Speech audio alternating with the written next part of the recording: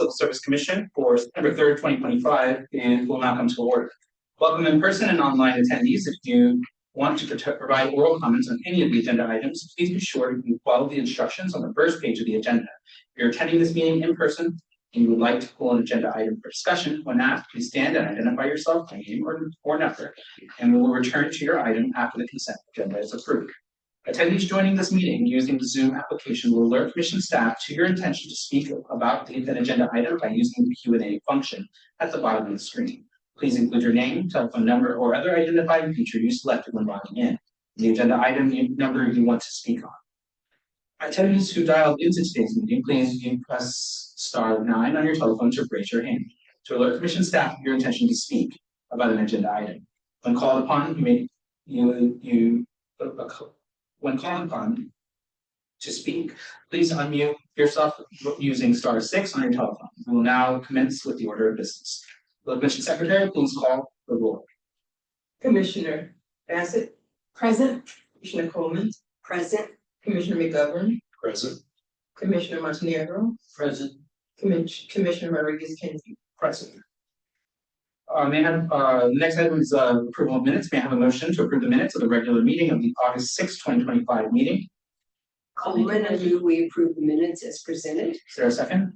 I'll second it. There's a motion by Commissioner Vice President Coleman and a second by Commissioner Bassett. Will the Commission Secretary please record the votes? Commissioner Bassett. Aye. Commissioner Coleman. Aye. Commissioner McGovern. Aye. Commissioner Montenegro. Aye. Commissioner Rodriguez-Kennedy. Aye. Next item is non-agenda public comment. Members of the public may address any matter relating to the Civil Service Commission other than the items that are on today's agenda. The total amount of time allowed for public comment will be limited to not more than 2 minutes unless the Commission President agrees to extend the time. Do any of the attendees want to make a public comment about any matter relating to the Civil Service Commission but not on today's agenda? If so, when you join the meeting using Zoom, please use the Q&A function on the bottom portion of your screen to inform Commission staff. If you dialed into today's meeting, you may press *9 on your telephone to raise your hand to alert Commission staff. When called upon to speak, please unmute yourself using *6 on your telephone. We will now need to wait a minute in the event that somebody wants to make a comment and is attempting to alert staff now. Will the Executive Officer please start a timer? Yes.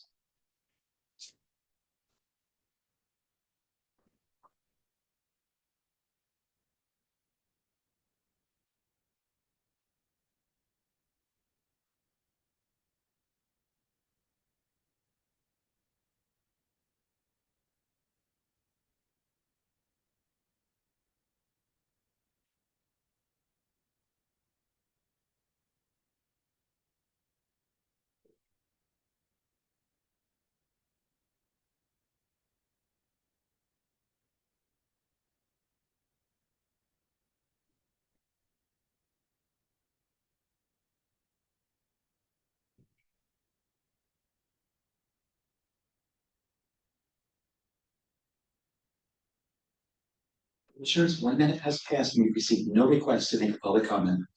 All right, thank you. We'll now move on to the item D, which is agenda item discussion. Do any of the attendees want to pull an agenda item for discussion? If you are attending this meeting in person, we would like to pull an agenda item for discussion. Please stand up and identify yourself by name or number, and we'll return to your item after the consent agenda is approved. If you're speaking for an account or complaining, please use their assigned number. If you join the meeting using Zoom, please use the Q&A function on the bottom portion of your screen to inform Commission staff of the agenda item you wish to speak about. If you dialed into today's meeting, you may press *9 on your telephone to raise your hand to alert Commission staff. When called upon to speak, please unmute yourself using *6 on your telephone.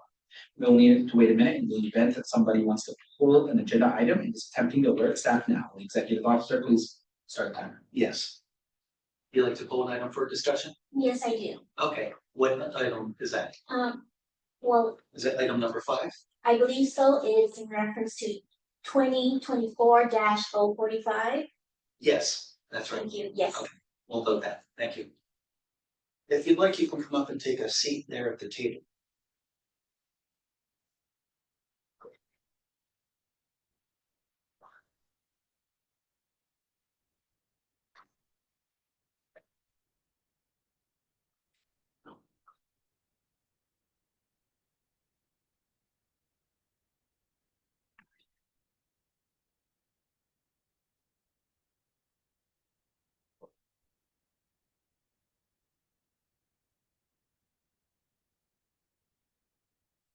Chairman, 1 minute has passed. We've received one request to agenda item 5 for discussion. And we'll ask you to speak when we get to that item. Then we will now move to the item E, which is the formation of the consent agenda. Will the Commission Secretary announce the items forming the consent agenda? Commissioner, agenda item 5 and 6 are automatically pulled for discussion. Therefore, items 1 through 4 form today's consent agenda. May I have a motion to approve the consent agenda? So moved. There's a motion by Commissioner Montenegro to move the consent agenda. Is there a second? Second. There's a second by Commissioner McGovern. Will the Commission Secretary please read the votes? Commissioner Bassett, Aye. Commissioner Coleman. Aye. Commissioner McGovern, Aye. Commissioner Montenegro, Aye. Commissioner Rodriguez Kennedy. Aye. And that carries unanimously. The next item is discussion items. Now we will move on to item 5, which is Commissioner Coleman's report on discrimination investigation. Do any of the attendees, we have one here, but let me finish straight first. Do any of the attendees want to speak about this agenda item? If so, you've joined the meeting using Zoom. Please use the Q&A function on the bottom portion of the screen to alert Commission staff. If you dialed into today's meeting, you may press *9 to raise your hand to alert Commission staff. You'll need to wait a minute in the event that somebody wants to speak about this agenda item and is attempting to alert staff now. Will the executive officer please start the timer? Yes.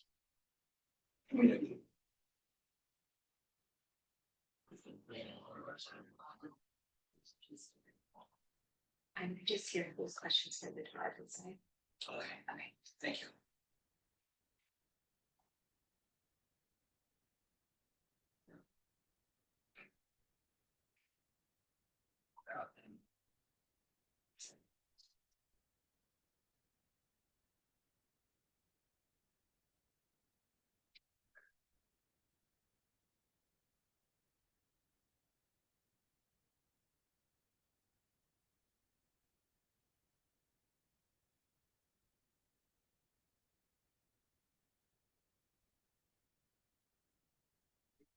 Commissioners, 1 minute has passed and we've received no additional requests to speak about this agenda item. Okay, then you are now recognized. Thank you. You could please speak into the microphone. Yes, thank you so much. I prepared a statement, so I hope it's okay if I just read it. Of course. Honorable members of the Civil Service Commission, I come before you today to remind you of the core reason for my claim. I am seeking justice for age discrimination and the failure to accommodate my medical condition, specifically the neuropathy in my hands and the effects of the medication I was taking as part of my cancer treatment. When we last met, I was bailed on probation and returned to my previous position, which to me felt like a demotion. This decision was made without any reasonable explanation or clear justification. It became evident that my demotion was directly related to my medical limitations. Before my dismissal, the assistant medical administrator inquired about my birth year, citing a need for an emergency roster. However, she later falsely claimed this was for travel purposes. I strongly believe her inquiry had a far more insidious intent, one that was linked directly to my age and medical condition. It became even clearer to me that I was made a target, especially given that my direct supervisor, the program coordinator, seemed ill-equipped to perform basic analytical tasks. In an environment with mostly new hires who were still learning the ropes of government work, I was an easy scapegoat. I have dedicated over 30 years of service to the County of San Diego, especially to Health and Human Services. And while I do not claim to be perfect or an expert in every area, I do pride myself on my transparency and strong work ethic. Yet despite these qualities, I was demoted back to my former classification. And why? Because I was honest about my condition and because I was a reliable worker who could be blamed when things went wrong. As I've mentioned before, my medical condition was well known within the office. My immediate supervisor, the program coordinator, knew about it because I openly discussed it during our weekly one-on-one meetings and repeatedly asked to record our meetings because I was having difficulty writing or remembering. The assistant medical administrator knew about it as well because I voluntarily shared the information during our monthly meetings, and I asked for grace if I repeat myself or if my emails are not clear. Even my colleague, the analyst 3, was aware as we had conversations about my condition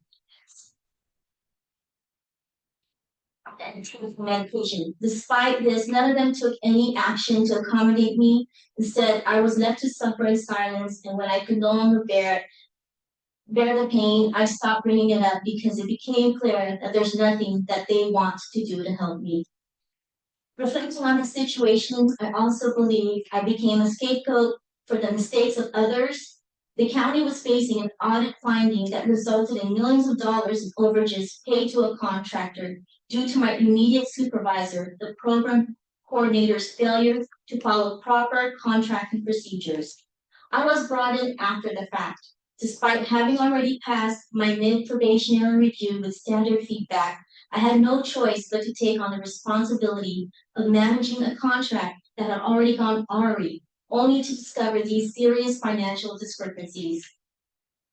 The assistant medical administrator, the program coordinator, and the analyst 3, who were all complicit in these errors, now needed someone to blame. As a new person in the unit with decades of service, I became an easy target. They thought by demoting me back to my previous position, I would be forced to retire.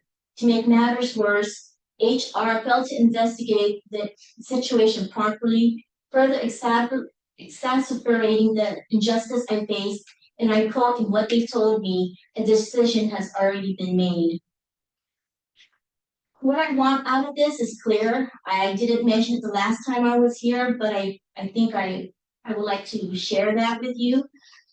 I want my title and pay restored, as well as the associated benefits, because the loss of my position has affected not only my income, but also my retirement. By being demoted and having my pay reduced, I have been unfairly deprived of the earnings and benefits I was entitled to, especially after 30 years of dedicated service. This decision has directly impacted my retirement calculations and financial security for the future.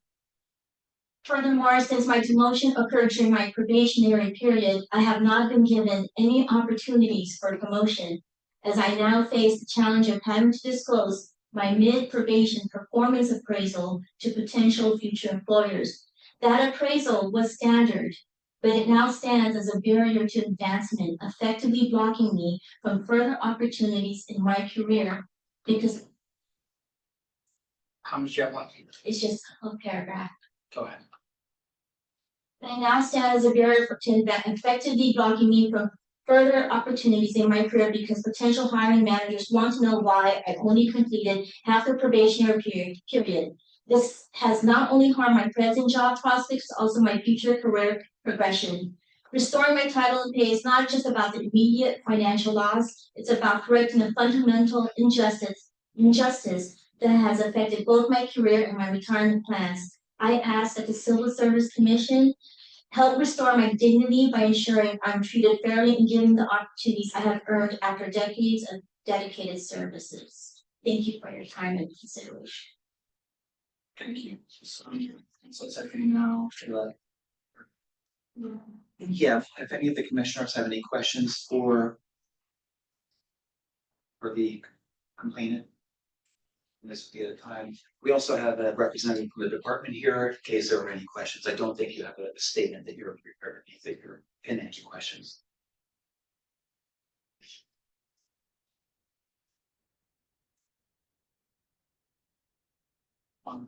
You need questions.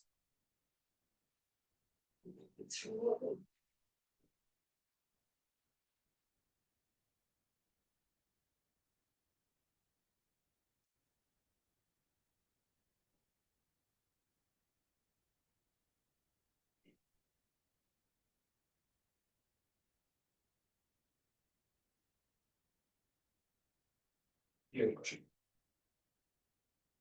So we do not have questions at the moment. So the next part of this will be for you case.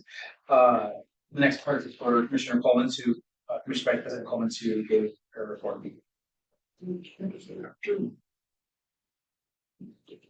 On November 6, 2024, the Commission appointed me, Commissioner P.K. Coleman, as its member to be the investigating officer in the matter of the complaint submitted by employee 2024-045, Administrative Analyst 2, which alleged discrimination, retaliation, and age-based harassment 40 plus by behavioral health sciences in the Health and Human Services Agency. In accordance with the established rules and procedures of the Commission, the matter was concurrently referred to the Office of Ethics Compliance for investigation, hereafter referred to as OEC. The OEC concluded the discrimination investigation and has reported its findings, followed by an addendum which responded to questions from the investigating officer to the Commission. I, the investigating officer, asked a lot of questions. I have reviewed OEC's report and have taken into consideration all documentation submitted in this matter. I concur with OEC's report and have concluded that the evidence does not support a finding of probable cause that a violation of discrimination laws occurred relating to employees' allegations. I therefore recommend that employees' Rule 6 discrimination complaint be denied, and the Commission approve and file this report with the finding of no probable cause to believe that the complainant has been unlawfully discriminated against. And I so move. Is there a second? Second. So motion by Commissioner Vice President Coleman and the second by Commissioner Montenegro. Is there any discussion? Is there any discussion? I have a comment to make. Is that what we're doing? But I do have a comment I would like to make. While a review of the complaint and the department's records support a conclusion that the employee was not discriminated against, as the investigating officer, I noticed through my review of OEC's report, addendum, and exhibits that the department's documentation regarding some important information was incomplete. None of which, however, affects my conclusion that there was no unlawful discrimination, although it demonstrates some shortcomings in record keeping. One was employee's assignment to work on invoices of the contractor. While witnesses testified when the assignment occurred, which was in dispute, there was no documentation for the assignment, which would better confirm the timing of the assignment. Another is that the employee's mentor during the probationary period was assigned some supervisory tasks related to one of the employee's subordinates. I would think the employee should be informed of this, or at least the documentation should reflect an appropriate reason for withholding this information. My advice to this department and all others is that you properly document all important assignments, meetings, and conferences. Is there any other discussion on this case? Seeing none, we'll move to the. Sorry. Oh. Yes, that's what I was about to say that. Literally, the next words out of my mouth. We will move to the vote. Now we're going to wait. I'm kidding. Will the Commission Secretary please report Commissioner Rivers? Commissioner Bassett. Aye. Commissioner Coleman. Aye. Commissioner McGovern. Aye. Commissioner Montenegro. Aye. Commissioner Rodriguez-Kennedy. Aye. All right. So that the recommendation is carried unanimously. So I'll move on to agenda item 6, which is my report on disciplinary hearing. It's not happening. You have to not, does it? Yes. Oh, there you go. Yeah. It's not yet. Okay. All right. Which is my report on disciplinary hearing. Do any of the attendees want to speak about this agenda item? If so, and you joined the meeting from Zoom, please use the Q&A function on the bottom portion of the screen to alert Commission staff. If you dialed into today's meeting, you may press *9 to raise your hand to alert Commission staff. You will need to wait a minute in the event somebody wants to speak about this agenda item and is attempting to alert staff now. Executive Officer, please start time. Yes.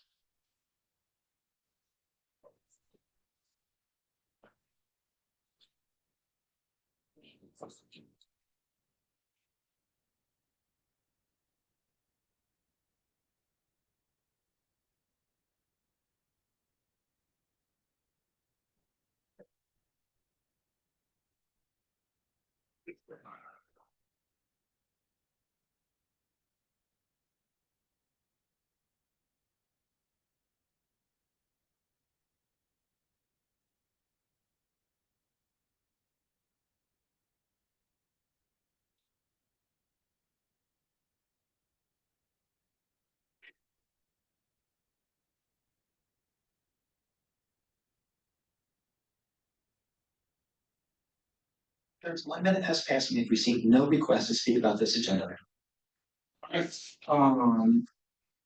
So because this is our hearing now, Commissioner Coleman, as Vice President, will you please chair this portion of the meeting? Yes, I will. All right. May I proceed with my report? Yes, you may. Thank you, Madam Vice President.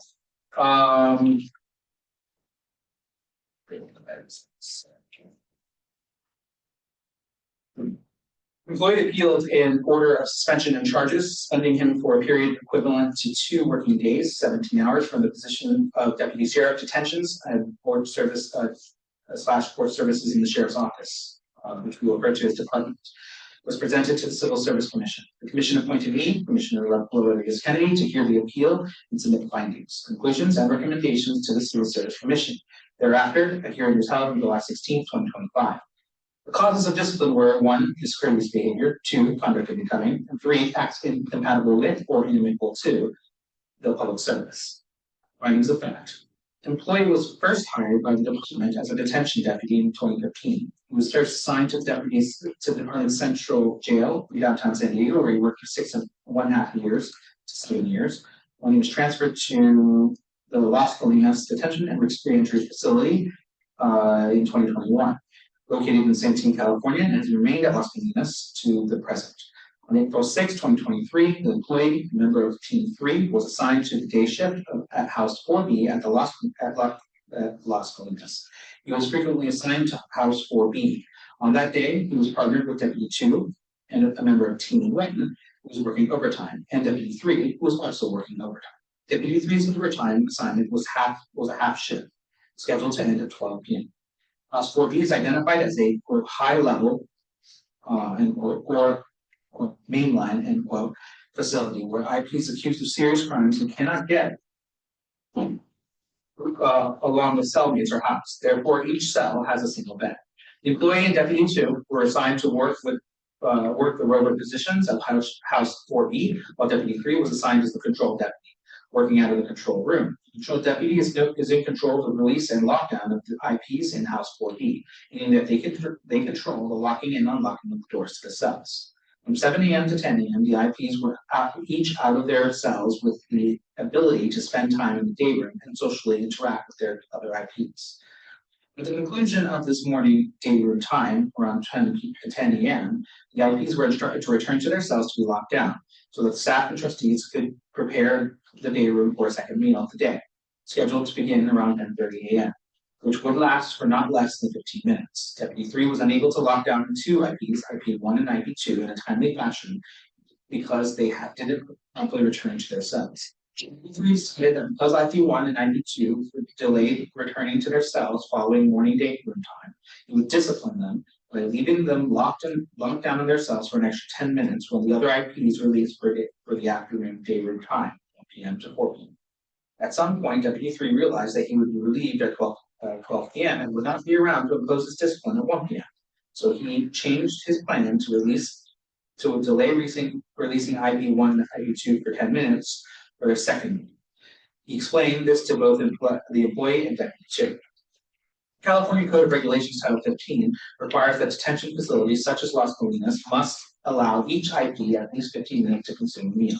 When IP1 and IP2 were not released from their cells for the second meal in the day room at the same time as the others, they became upset and began voicing their anger in a variety of ways, including using their cell intercoms to communicate with the control room, i.e. Deputy 3, yelling and kicking and banging on the door. These outbursts brought the attention of their situation to the other IPs, several of whom joined in to yell at their displeasure towards Deputy 3. IPs in House 4B yelled invectives that included abusive comments related to Deputy 3's gender identity, such as, quote, "you'll never be a man," end quote, and, quote, "you'll never be a real man," end quote, and, quote, "you'll never be you're never going to be a real man. The employee in Deputy 2 made efforts to calm the IPs, including IP1 and IP2. The employee explained that to IP1 the reason that Deputy 3 was not opening her cell door while at the school. Deputy 3 called out to the employee using the overhead intercom, yelling the employee's name at least twice, heard by Deputy 2 and the IPs in House 4B. The employee returned from IP1's cell, returning the meal he had taken with him to the table in the day room. Deputy 2 was at the food flap in the bubble, on the bubble, command room, communicating with Deputy 3, and stepped away when the employee broached the bubble to find out why Deputy 3 was yelling at him over the intercom. The employee and Deputy 3 argued in loud voices about Deputy 3's plan to keep IP1 and IP2 in their cells for the first 10 minutes of the second move.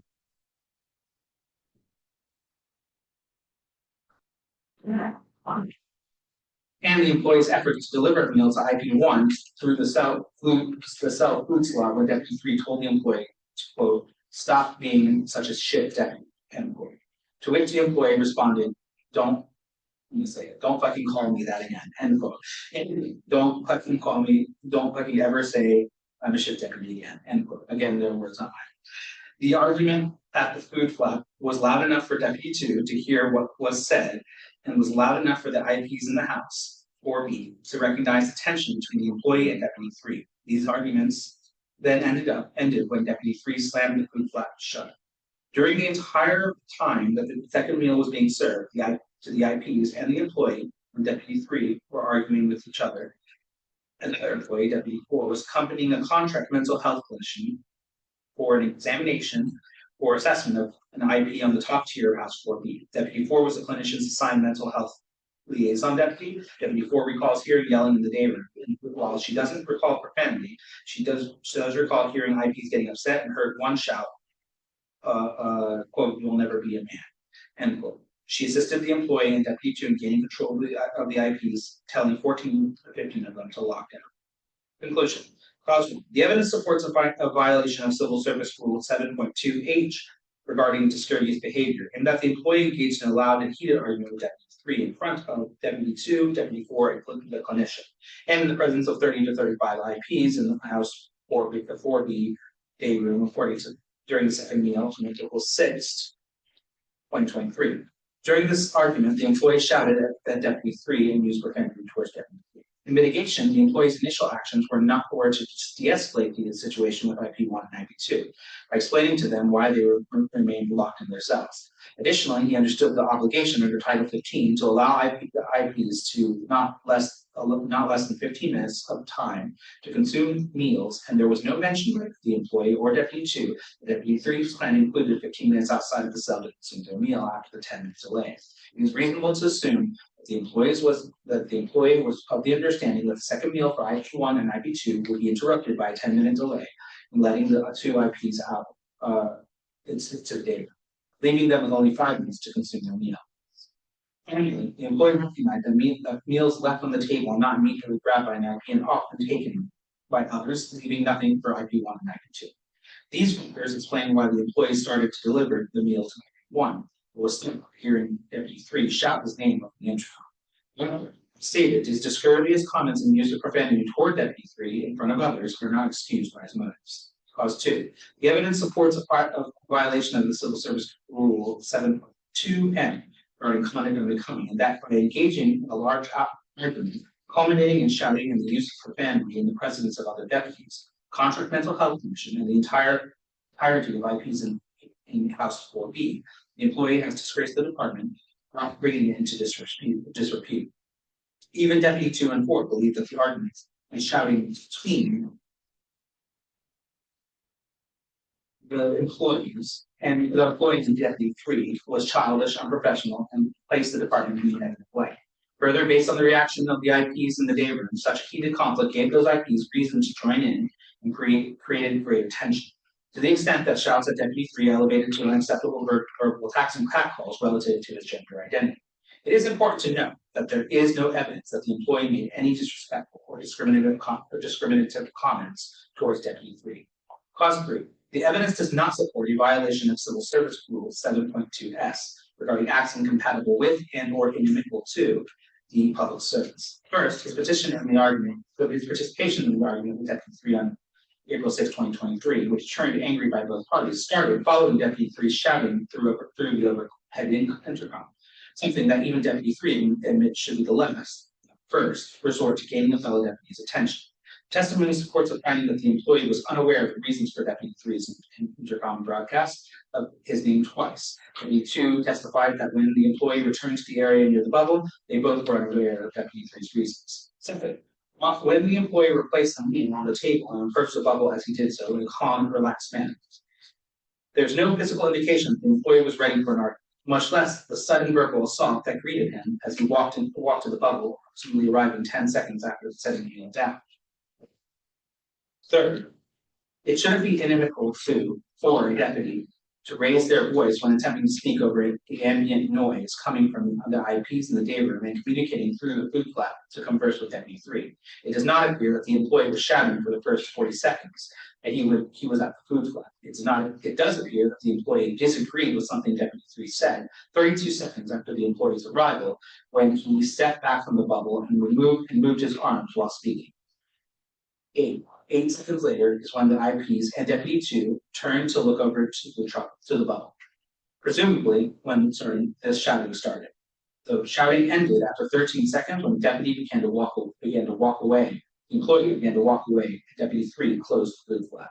It is in this 13 seconds that others become aware the discussion had turned into a heated argument and observed the actions of the employee and Deputy 3, which ended once the employee stepped away. This brief exchange could be heard throughout House 4B and encourage IPs to jump in, creating a noisy rabble. Deputy 2 testified that she cautioned one IP about yelling when the argument occurred. Although the employee was vocally and publicly discourteous to Deputy 3, with whom he had worked as a team on that day, it was Deputy 3 who provoked the incident by shouting his name through the overhead intercom and escalating their conversation through the food flap by referring to the employee as a quote shit deputy. Civil Service Rule 7.2 should be appropriate in those situations where the county's employees' conduct is truly incompatible with or inimical to a public service. Other words where the conduct is either incompatible of association with expected public service of an employee or tends to obstruct or harm the expected public service of the employee. Conduct that is incompatible or inimical to should be considered where it does greater harm to the department and the county than a 13-second outburst of shouting in an argument with another employee, particularly in the setting of theater. Considering the facts of this appeal and using common sense, 13-second outbursts on the part of the employee is neither incompatible nor inimical to public service. Rule 7.2s regarding acts incompatible with and or inimical to the public service, in that his participation in the argument with Deputy 3 on April 6, 2023, which turned angry by both parties, resulted in shouts and the use of profanity, all of which could be heard through House 4B and encourage IPs to join in, creating a noisy rabble and tending to obstruct the operations in House 4B with the potential of increasing the safety risk and harm to IPs, deputies, and population. The employee was also vocally and publicly discourteous to Deputy 3, with whom he had worked on a team that they tended to obstruct Deputy 3's ability to command respect from the IPs.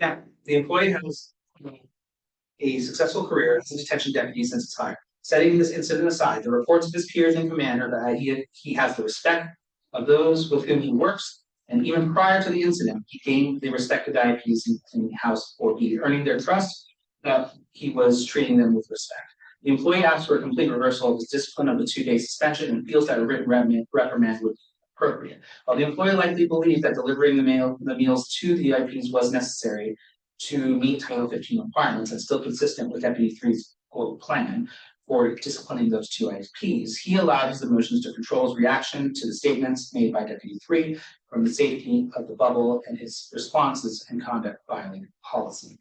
Deputy 3 was not a victim in this matter. On the contrary, his use of the overhead intercom to shout out his name to call the employee or ship deputy, and doing so in the presence of Deputy 2, who reported hearing this invective, demonstrates his culpability and that he initiated this argument. His discipline is not before us. If the employee had taken any responsibility for his misconduct, it would be easier to see why something less than a 2-day suspension would be appropriate. He recognizes that he did not make attempts to de-escalate the tension in his argument with Deputy 3, but remains of the belief that the discipline imposed is excessive. Weighing all the foregoing, this hearing officer cannot find that the discipline recommended was excessive enough to remove the order of suspension. This hearing officer recognizes that there are many factors to consider that were not considered in the lieutenant's disciplinary recommendation and rationale due to the order given to the employee that he is not to discuss the matter outside the investigation, including finding that the deputy's plan was very likely not articulated to include a denial of meals in the cells of IP1 and IP2, and that the employee was aware of and concerned with violating Title 15 with a reduction of the taken meal for those 2 IPs below the minimum time required for Section 1240 of Title 15. Finally, the action resulting in the discipline involved only 13 seconds in a noisy setting. Therefore, it is my recommendation that the employee's discipline be reduced to the equivalent of 1 day suspension without pay. Based on the findings and conclusions set forth above, I hereby recommend the following decision. The order of suspension, 1, the order of suspension and charges be affirmed but modified. Overturn clause 3 as the department failed to meet its burden with the facts of this case, and B, reduce the discipline to the equivalent of a 1-day suspension, 8.5 hours. 2, that the employee be awarded back pay, benefits, and interest equivalent to 1 day, 8.5 hours, and 3, that the proposed decision shall become effective upon the date of approval by the Civil Service Commission. And I do so. Do we have a second? I'll second. Thank you, Commissioner Vera. Will the secretary take the roll for votes? That's her discussion. Oh, Ask them. is there any discussion? Any questions? Okay. Now may the commission secretary please take the roll for the commissioner votes. Commissioner Bassett. Aye. Commissioner Coleman. Aye. Commissioner Montgomery. Aye. I'm sorry. Commissioner Montenegro. Aye. Commissioner Rodriguez-Kennedy. Aye. The results are unanimous. And now I will turn it back to you, Commissioner Rodriguez. You have a phone for the thing. Oh, yeah. All right. Thank you, Commissioner Coleman, for sharing this portion of the meeting. This concludes today's meeting. Thank you for attending. The next commission meeting is scheduled for October 1st, 2025. This meeting is now adjourned. Thank you.